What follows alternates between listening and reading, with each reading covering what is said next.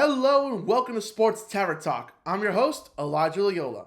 In my last video, I gave my own personal opinion on how round 1 of the NFL draft should go. It wasn't a bad mock draft for these teams, but today I'm doing something different.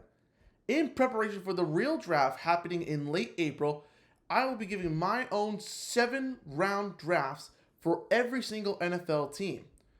On a side note, some trades have happened, some are going to come in the future, some free signings may come to as well, so some of my videos may not have all the correct information.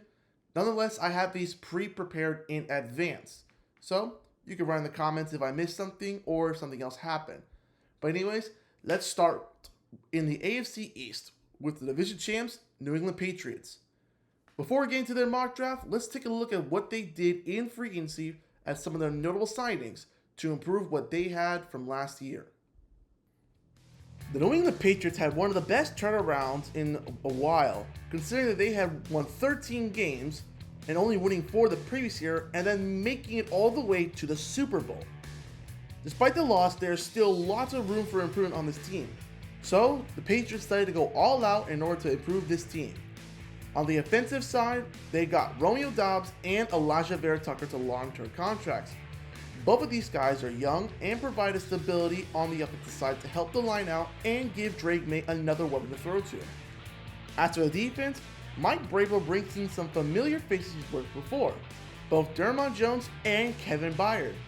Both of these guys have played well with Vrabel back in Tennessee, so these guys bring both a veteran presence and a leadership to set the team to a high standard in order for them to get back to where they were once before last year. Aside from the free signings they made, they did lose a couple of key players on the offensive side. One of them was tight end Austin Hooper, who paired really nice with Hunter Henry on the tight end duo scheme. Hooper left the team to sign a one-year deal to rejoin his old team, the Atlanta Falcons. And the Patriots did trade away center Garrett Bradbury to the Chicago Bears for much-needed draft capital. These are 2 positions that the Patriots will highlight in order to fill in the spots of those 2 players. Now let's move on to my mock draft for the New England Patriots. For my mock draft of the Patriots, I have them selecting 4 offensive players with their first 4 picks. 2 offensive linemen, 1 wide receiver, and a tight end. I also have them drafting 1 more offensive guard and a running back to be a 3rd option behind Mondre Stevenson and Travion Henderson. As for the rest of the picks, they were all remained on defense for more depth between the linebackers and the safeties in the defensive room. However, 2 names do stand out that I like the Patriots drafting: defensive lineman Nick Barnett and edge Patrick Payton. Mike Vrabel is making a statement to beef up this defensive line that need a little more help despite having a great year. Both of these guys can become great rotational pieces and eventual starters in the near future. From this mock draft of the Patriots, I want to highlight 2 players that will become an instant starter and make huge impacts for the Patriots. Starting off with offensive tackle Blake Miller. I originally had the Patriots drafting Max Inahanker from my last draft, but instead I decided to change it to Blake Miller. Blake Miller is regarded as one of the fastest and most agile linemen in this year's draft class. But not only that, he is also one of the most healthiest linemen, almost playing over 2,900 career offensive snaps while starting in 41 consecutive games. He also has fluid movement that can mirror any edge rusher and has a vice-like grip that can latch to defenders. His pressure allowed has improved every single year as a starter and has the versatility to play at both tackle spots.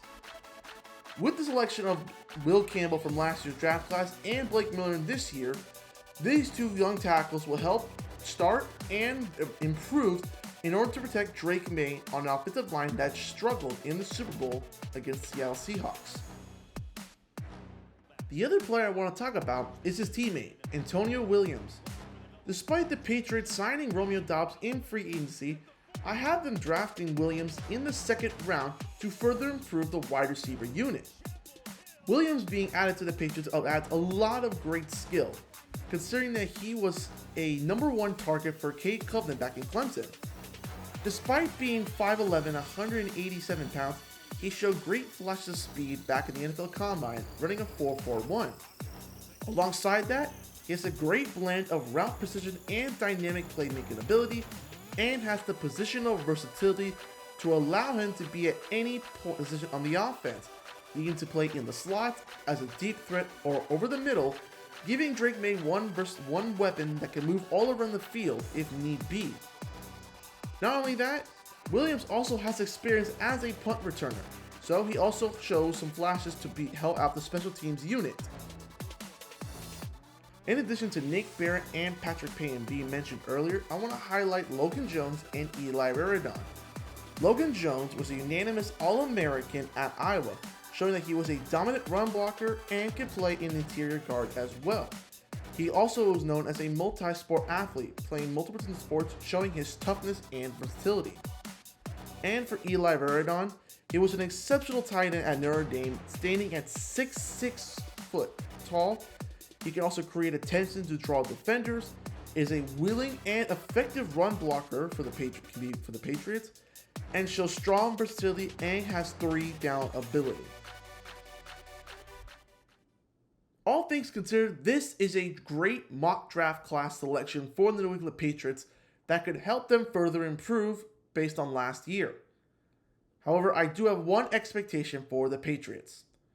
They must repeat as division champions and make it past the divisional round in next year's playoffs.